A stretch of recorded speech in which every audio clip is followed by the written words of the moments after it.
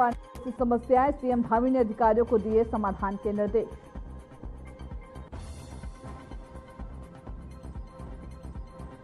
रोजगार मेले का हुआ आयोजन, 77 बड़ी कंपनियां रही मौजूद, 1295 बच्चों ने किया रजिस्ट्रेशन, कैबिनेट मंत्री सुबोध ने की शिरकत।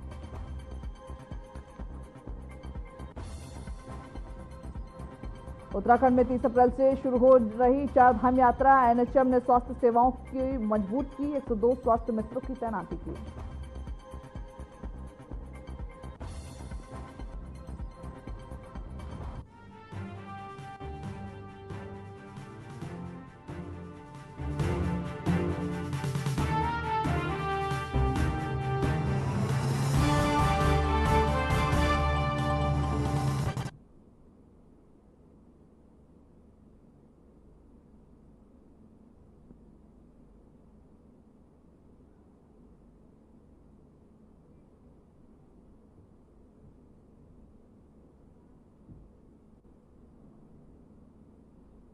नमस्कार, स्वागत है आप सभी का उत्तराखंड के हमारे इस बुलेटिन में। आपके साथ मैं अंजलि झा। तो चलिए बुलेटिन की शुरुआत करते हैं खबरों से। कुंभ 2027 की तैयारियों को लेकर के हरिद्वार प्रशासन एक्शन मोड में नजर आ रहा है, जहां पर डीएम ने सड़क मार्गों का निरीक्षण किया। कुंभ मेले को भव्य और सुरक्षित बनाने की तैयारियों में जिला प्रशासन पूरी ताकत झोंकते हुए नजर आ रहे। जिलाधिकारी कमिंदर सिंह ने यातायात व्यवस्था को सुचारू बनाने के लिए सिडकुल, शिवालिक नगर, पुरानी गंगा नहर और साथ ही साथ पतंजलि, फेरपुर विभिन्न मार्गों का स्थलीय निरीक्षण किया। निरीक्षण के दौरान ही डीएम ने संबंधित अधिकारियों को सभी निर्माण जो कार्य है उसको समयबद्धता और गुणवत्ता के साथ पूरा करने के निर्देश दिए। मौके पर अधीक्षण अभियंता डीवी सिंह, एसडीएम अजयवीर सिंह, अधिशासी अभियंता दीपक कुमार और कीर्ति वर्धन सिंह नेगी भी उपस्थित रहे और साथ ही साथ उनके कई जो अधिकारी थे वो भी उपस्थित रहे।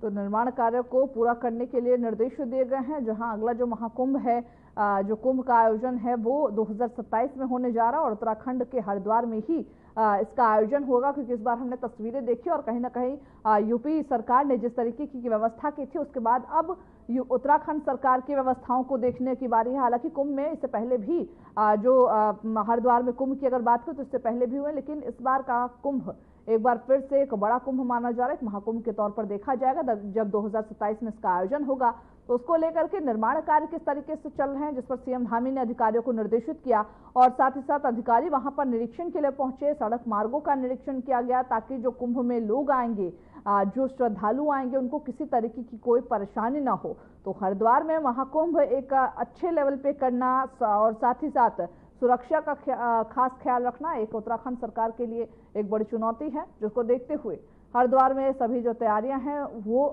कहीं ना कहीं आगे चल रही हैं और साथ ही साथ अधिकारी भी निरीक्षण करने के लिए पहुंचे हैं। वही सीएम धामी ने मुख्यमंत्री आवास स्थित मुख्य सेवक सदन में प्रदेश के विभिन्न क्षेत्र से आए लोगों की समस्याओं को सुना और संबंधित अधिकारियों को जल्द ही समाधान के आश्वासन दिए।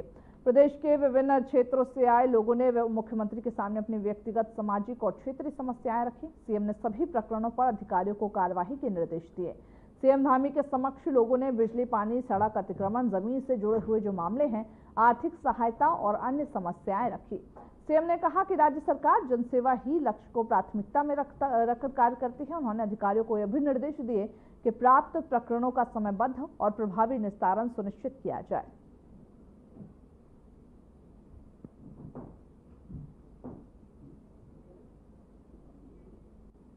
उत्तराखंड शिक्षा विभाग की ओर से देहरादून के सुधोवाला में मौजूद राजकीय महिला पॉलिटेक्निक कॉलेज में रोजगार मेले का आयोजन किया गया। गढ़वाल मंडल में आयोजित इस रोजगार मेले में 77 बड़ी कंपनियां मौजूद रहीं। इस कंपनियों में रोजगार पाने के लिए आज जो 1295 बच्चों ने अपना रजिस्ट्रेशन करा है। रोजगार मेले में मुख्य अतिथि के तौर पर कैबिनेट मंत्री सुबोध उनियाल उपस्थित रहे। वो ये तीसरा रोजगार मेला है। युवाओं को रोजगार देने की ओर एक बेहतर कदम बताया जा रहा है, इसे एक बेहतर अवसर बताया जा रहा है। सरकार का ये लक्ष्य है कि 100% बच्चों को रोजगार मिल सके। और विगत 2 वर्षों में 64% से ज्यादा बच्चों को हम रोजगार देने में हमें सफलता मिली। इस वर्ष भी जो 4000 टोटल 432 बच्चे पूरे प्रदेश में हमारे फाइनल ईयर में, और उसमें अभी तक 1232 बच्चों को, जो 29% है, इतनों को रोजगार मिल चुका है। और आज जिस तरह यहाँ पर 50 से 60 के बीच में यहाँ पर कंपनियां आई हैं और 1230 बच्चों ने आज अब इसमें पंजीयन कराया हुआ है, तो उम्मीद है कि आज हम लोग कुमाऊं मंडल को छोड़ते हुए अभी 50% से ऊपर पहुंच जाएंगे। और अगर कुमाऊं मंडल में जब हमारा रोजगार देना होगा तो कुल मिलाकर के विगत वर्षों के 64% जो हमारे रोजगार देने में सफलता मिली थी उसको हम पार कर लेंगे। हमारा उद्देश्य है कि हमारे 100% बच्चों को रोजगार मिले। इसी दृष्टि से बच्चों को उनका एक बेहतर एक्सपोजर के लिए इस वर्ष जो करिकुलम में IIT दिल्ली से बना करके नया सिलेबस हम लोग लागू कर रहे हैं। और यहाँ पर मैं हॉस्टल में रहती हूँ। मैंने आज यहाँ पे डिक्सन कंपनी के अंदर अपना इंटरव्यू दिया था और डिक्सन कंपनी में मेरा इंटरव्यू काफी अच्छा रहा है। उन्होंने मतलब मेरे ब्रांच से रिलेटेड मुझसे बहुत सारे क्वेश्चंस किए हैं और मैंने उनका जितनी मुझे नॉलेज थी उन सबका मैंने आंसर दिया है और मुझे लगता है कि मेरा जो सिलेक्शन है वो आज हो जाएगा।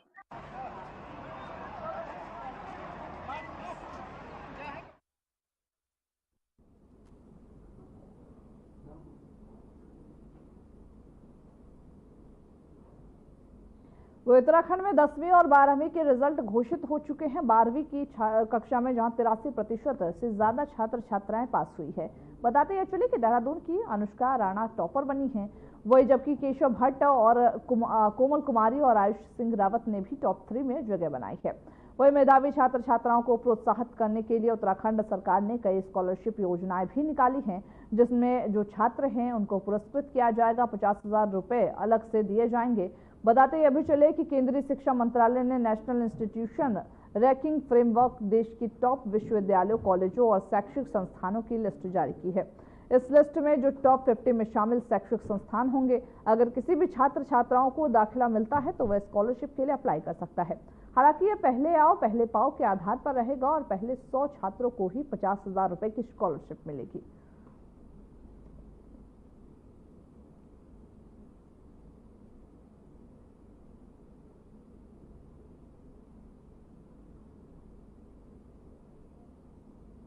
जहां 12वीं पास होने के बाद जो मेधावी छात्र हैं और छात्राएं हैं उनको सरकार पुरस्कृत करेगी। स्कॉलरशिप के तौर पर 50,000 की राशि देगी।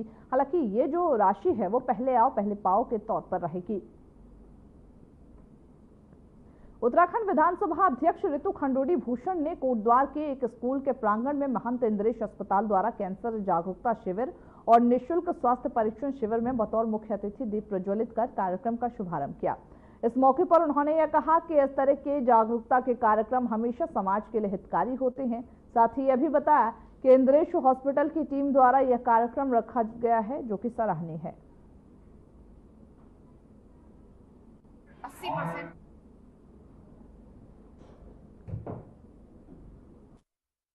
आभार व्यक्त करते हैं और बहुत बहुत धन्यवाद देते हैं। आज हमने जब डॉक्टर्स को सुना जो कैंसर का इलाज करते हैं, उससे पता चला लगभग 3600 हमारे गढ़वाल से एक साल में कैंसर पेशेंट हुए और 80% उसमें से हम उनको नहीं बचा पाए। इसलिए बहुत आवश्यक है कि इस तरह के अवेयरनेस कैंप लगे जहां स्टेज 1 पर ही हम अपने अगर हमारे अंदर कैंसर के सेल्स हैं तो हमें पता चल जाए, उनका तुरंत इलाज करें। साथ ही साथ HPV वैक्सीन के बारे में बात हुई और मुझे जानकर जैसे डॉक्टर साहब को भी हैरानी हुई, किसी बच्चे का हाथ नहीं उठा।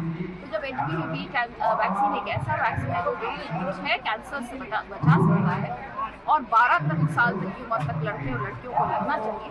मुझे लगता है इस पर हम लोगों को सबको विचार करना चाहिए और इस पर कार्य करना चाहिए। मैं महंत जी का बहुत बहुत आभार व्यक्त करती हूँ कि उन्होंने कोटद्वार में एक बहुत ही सुंदर मुहिम शुरू की। वही देवभूमि उत्तराखंड में 30 अप्रैल से शुरू हो रही पावन चारधाम यात्रा को लेकर के राष्ट्रीय स्वास्थ्य मिशन ने व्यापक तैयारियां शुरू कर दी है। तीर्थ यात्रियों की सेहत और सुरक्षा को प्राथमिकता देते हुए NHM के मिशन निदेशक स्वाति सिंह भदौरिया ने यह कहा कि इस बार की यात्रा में स्वास्थ्य सेवाओं को और मजबूत किया गया है। भदौरिया ने यह भी कहा कि चारधाम यात्रा के लिए हमारे मेडिकल अधिकारियों की ट्रेनिंग जारी है। इस बार चारों धामों बद्रीनाथ, केदारनाथ, गंगोत्री और यमुनोत्री में कुल 102 स्वास्थ्य मित्रों की तैनाती की जा रही।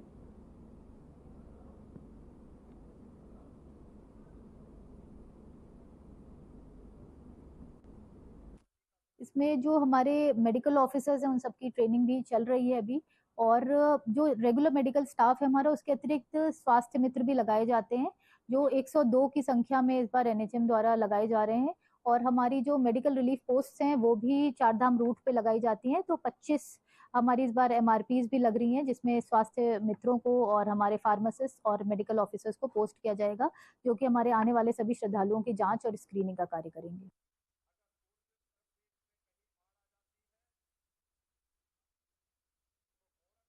सेवाओं का दायरा लगातार बढ़ रहा है। दून से पर्वतीय क्षेत्रों के लिए 4 नई हेली सेवाओं का प्रारंभ किया गया है। वही 30 अप्रैल से सहस्त्रधारा से गोचर और जोशियाड़ा के बीच अलग अलग हेली सेवा शुरू होगी। उत्तराखंड नागरिक उड्डयन विकास प्राधिकरण द्वारा इस पर कार्य भी किया जा रहा है, जिसके साथ ही साथ 15 मई से सहस्त्रधारा से पौड़ी और श्रीनगर के बीच हेली सेवा शुरू की जाएगी। इनका संचालन चुंबी एविएशन को सौंपा गया है।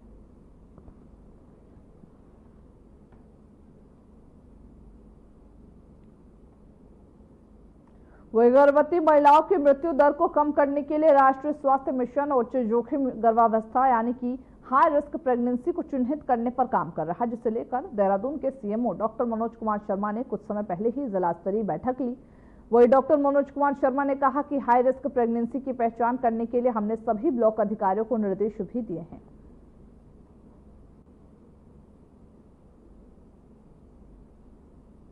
देखिए, मैटरनल मोर्टेलिटी को अगर हम कम करना है तो हाई रिस्क प्रेगनेंसी को आइडेंटिफाई करना एक बहुत बड़ा अहम उसमें पड़ाव है। तो कैसे हम समय से हाई रिस्क जो प्रेगनेंसी है उसको आइडेंटिफाई करें, उसके लिए हमने कहा कि जो एएनएम सेंटर है उस पर बीपी इंस्ट्रूमेंट होना चाहिए, सभी जगह वेइंग मशीन होनी चाहिए, उनका ग्लूकोमीटर होना चाहिए, चेक हीमोग्लोबिन भी सबको प्रोवाइड किए गए हैं। साथ में यूरिन की जाँच करने का जो एल्बुमिन जाँच करते हैं वो सब चीज़ें वहाँ पर होनी चाहिए। और जो 10 जो पॉइंट हैं जिसमें हम हाई रिस्क प्रेगनेंसी को डिफाइन करते हैं, 10 जो बिंदु हैं वो भी सबके यहाँ पे डिस्प्ले होने चाहिए।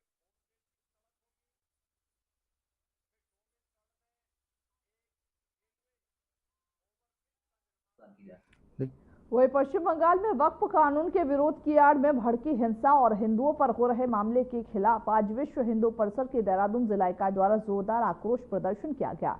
प्रदर्शन स्थल जिलाधिकारी कार्यालय पर बड़ी संख्या में विहिप बजरंग दल, मातृशक्ति, दुर्गा वाहिनी और साथ ही साथ तमाम ऐसे लोग जो इस विरोध में उतरे हुए थे वो पहुंचे हुए थे। संत समाज के सैकड़ों कार्यकर्ता जिसमें मौजूद नजर आए। केंद्र सरकार से पश्चिम बंगाल में तत्काल राष्ट्रपति शासन लागू करने की भी मांग की है। विहिप कार्यकर्ताओं ने आरोप यह भी लगाया कि बंगाल सरकार की निष्क्रियता के चक्कर में तुष्टीकरण की राजनीति के कारण राज्य में हिंदुओं की सुरक्षा खतरे में है। उन्होंने कहा, वक्फ कानून की आड़ में हिंदुओं पर सुनियोजित हमले किए जा रहे हैं और राज्य सरकार इन घटनाओं को रोकने में नाकामयाब हो रही है। किया जा रहा है राष्ट्र विरोध मजबूरी है, लाचारी है। सिर्फ एक मजहब के कारण दुनिया पर विपदा भारी है और जाग नहीं पाए। यदि हम तो जीवन भर पछताएंगे। उठो सनातन देवीरों, अपना धर्म बचाएंगे। आज धर्म बचाने के लिए, देश बचाने के लिए बहनों के बलात्कार हो रहे हैं, हमारे हिंदू घरों को जलाया जा रहा है, दुकानों को लूटा जा रहा है। ऐसी अराजकता नाच भारत के अंदर एक और दोबारा कश्मीर बनाने की कवायद पर मुर्शिदाबाद को लगाया जा रहा है। और वो ममता, मुलायम, इस तरह के लोग एक बार भी अपने शब्दों को हिंदुओं के लिए नरम व्यवहार का काम नहीं करते। आज कहाँ है विपक्ष, कहाँ है न्यायालय जो आधी रात को खुलता है। आज हिंदुओं की दमन की यह प्रक्रिया बड़े चरम पर है, लेकिन कोई बोलने वाला नहीं। आज हिंदू समाज के लिए बोलने वाला विश्व हिंदू परिषद है, बजरंग दल है। सड़कों पर उतरेंगे, आंदोलन करेंगे। संघर्ष की नौबत आई तो संघर्ष भी करेंगे, हथियारों के साथ भी संघर्ष करेंगे, लेकिन अपने हिंदू समाज को कभी ना पीड़ा की ओर जाने देंगे, ना ही पिछड़ने देंगे। बहनों के बलात्कार होने नहीं देंगे। विवेकानंद इंटर कॉलेज में एक बार फिर शिक्षा के क्षेत्र में शानदार प्रदर्शन किया गया। इस साल हाई स्कूल और इंटरमीडिएट बोर्ड परीक्षाओं में स्कूल के 19 छात्र छात्राओं ने मेरिट लिस्ट में स्थान प्राप्त किया, जिनमें हाई स्कूल के 13 और इंटरमीडिएट के 6 छात्र छात्राएं शामिल है। इस उपलब्धि पर स्कूल प्रबंधन, शिक्षक और जो विद्यार्थी थे उन्होंने मिठाई बांट करके खुशियां जताई। वह स्कूल में विद्यार्थियों की पढ़ाई पर विशेष ध्यान दिया जाता है। हर साल शानदार परिणाम भी देखने को मिलते हैं।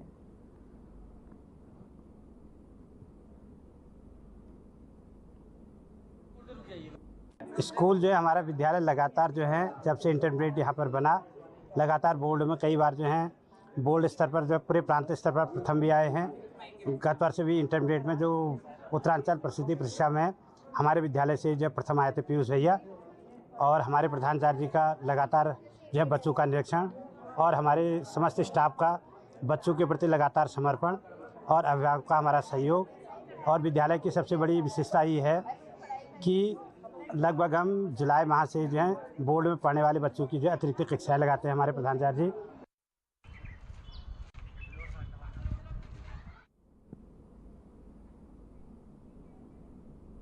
कार्बेट नगरी रामनगर विधानसभा के दुर्गापुरी में महिला कीर्तन मंडली द्वारा पूजा अर्चना के साथ ही भव्य कलश यात्रा का शुभारंभ हुआ, जहां भव्य कलश यात्रा दुर्गापुरी मंदिर से कौशलपुरी शिव मंदिर तक ढोल नगाड़ों के साथ निकाली गई, जिसमें महिलाओं ने कुमाऊं परिधान में को बड़ी संख्या में जहां भाग लेते नजर आए, साथ ही साथ स्थानीय लोग कलश यात्रा में प्रतिभाग करते नजर आए। 4 दिवसीय हनुमान कथा का आयोजन किया गया, जो 22 अप्रैल को भव्य भंडारे के लिए आयोजन किया गया।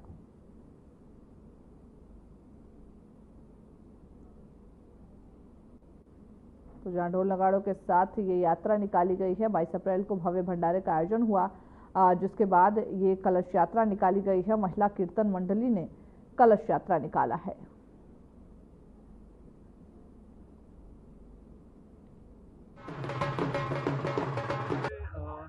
हमारे वार्ड संख्या 2 में दुर्गापुरी मंदिर पे ये कीर्तन मंडली है दुर्गापुरी, इसका आयोजन करा दिया। 4 दिवसीय हनुमान कथा का यहाँ पर आयोजन किया जा रहा है। ये हमारी महिलाओं की एक कीर्तन मंडली है और ये बहुत सुंदर यहाँ एक भव्य आयोजन कराया जा रहा है। 4 दिन तक यहाँ चलेगा और 14 दिन अंतिम 22 तारीख को यहाँ पे एक इनके द्वारा एक भंडारा भी किया जाएगा, जो सभी के लिए रहेगा। जय श्री राम। जैसे कि अभी हमारे यहाँ पर मेरे साथ खड़े हैं हमारे नए यहाँ के राहुल जी, बहुत सरल स्वभाव के। हमने जब भी कहा यहाँ पर आए हैं, हमारा सहयोग दे रहे हैं और यहाँ पर हमेशा कभी यहाँ देवी भागवत हुआ, कभी कृष्ण की कथा हुई, लेकिन आज पहली बार हनुमान कथा का आयोजन हो रहा है।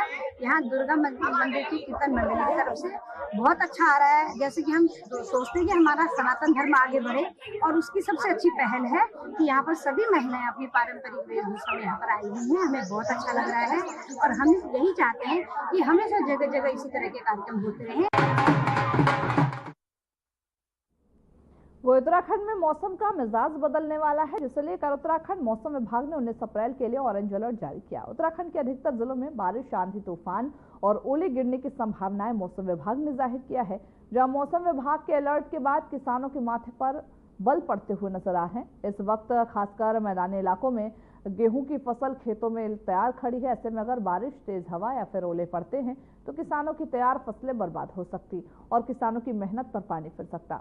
मौसम विभाग के अलर्ट से सहमे हुए किसान दिन रात अपनी गेहूं की इन फसलों को समेटने में लगे हैं, लेकिन 2 हफ्ते का काम अभी बाकी है, जिसे किसान ने एक ही दिन में समेटना पड़ा है।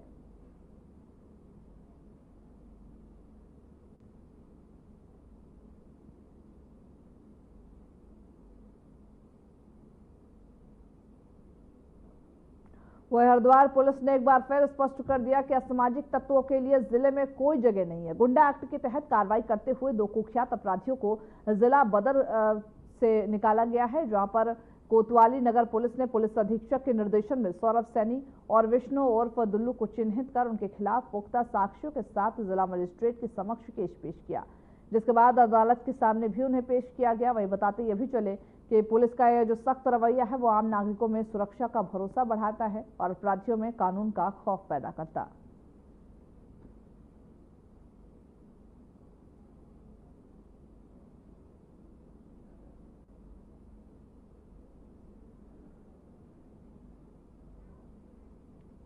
वही हरिद्वार के पुराने इंडस्ट्रियल एरिया में स्थित शिव शक्ति टेंट हाउस में अचानक भीषण आग लग गई। आग की लपटें इतनी तेज थी कि चंद मिनटों में ही टेंट हाउस में रखा हुआ जो लाखों का सामान था वो जलकर राख हो गया। स्थानीय लोगों ने जब गोदाम से धुआं और आग की तेज लपटें उठती हुई देखी तो तत्काल ही फायर ब्रिगेड को सूचित किया। सूचना मिलते ही फायर ब्रिगेड की 3 गाड़ियां, 8 दमकल कर्मी टीम मौके पर मौजूद रहे। वहीं अधिकारियों के मुताबिक आग लगने का कारण अभी तक नहीं पता चल पाया है, लेकिन प्रथम दृष्टया शॉर्ट सर्किट से आग लगने की वजह बताई जा रही है।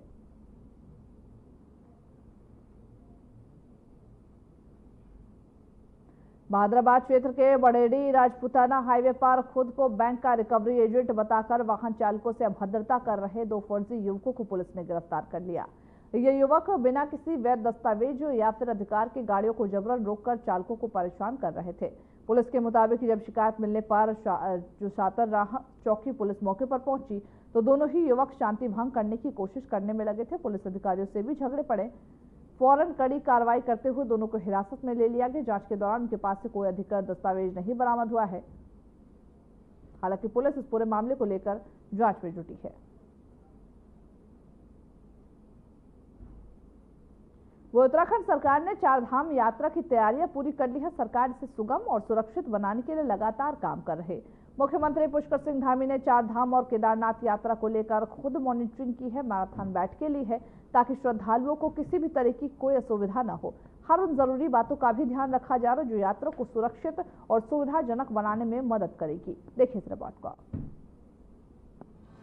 30 अप्रैल से उत्तराखंड में चारधाम यात्रा शुरू हो रही है।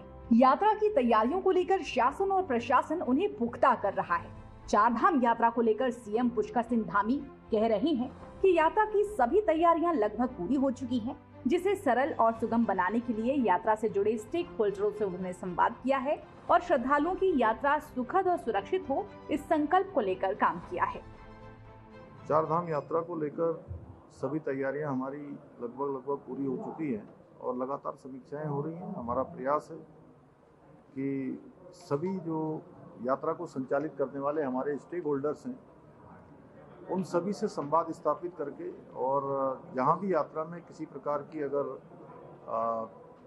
उसको विस्तार की आवश्यकता पड़ती है या कोई और काम करना पड़ता है तो हम वो सब काम लगातार करेंगे, लगातार संवाद बनाएंगे। आने वाले श्रद्धालुओं को, तीर्थयात्रियों को यात्रा में किसी प्रकार का कठिनाइयों का सामना न करना पड़े, उनकी सुरक्षा भी हो और साथ ही साथ जो हमारे होटल व्यवसायी हैं, टैक्सी वाले हैं, हमारे टूर गाइड हैं, हमारे तीर्थ पुरोहित हैं, जो भी लोग यात्रा को संचालित करते हैं, उन सब का काम चलना चाहिए और उसके निमित्त उत्तराखंड आने वाले प्रत्येक श्रद्धालु को उत्तराखंड में हम यात्रा कराएंगे। ये हमारा मैराथन बैठकें की जा रही हैं ताकि श्रद्धालुओं को किसी भी प्रकार की परेशानी ना हो। श्रद्धालुओं की सुरक्षा का विशेष ख्याल रखा जा रहा है।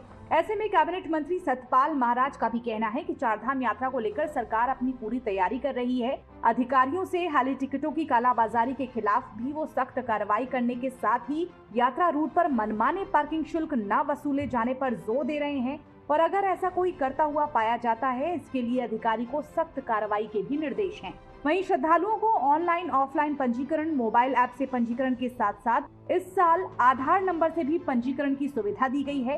इस साल भी हरिद्वार, ऋषिकेश और हरबर्टपुर में ऑफलाइन पंजीकरण की व्यवस्था है। देहरादून स्थित उत्तराखंड पर्यटन विकास परिषद के मुख्यालय में स्टेट लेवल कंट्रोल रूम भी तैयार किए गए हैं, जो कि 24 घंटे संचालित रहेंगे। हमने चारधाम यात्रा की तैयारियां कर ली हैं।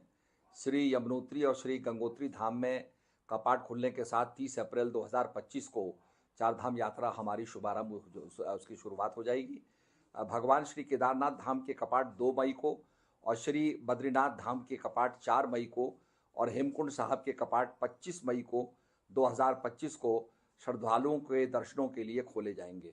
सरकार ने चारधाम यात्रा 2025 की सभी तैयारियां पूरी कर ली हैं।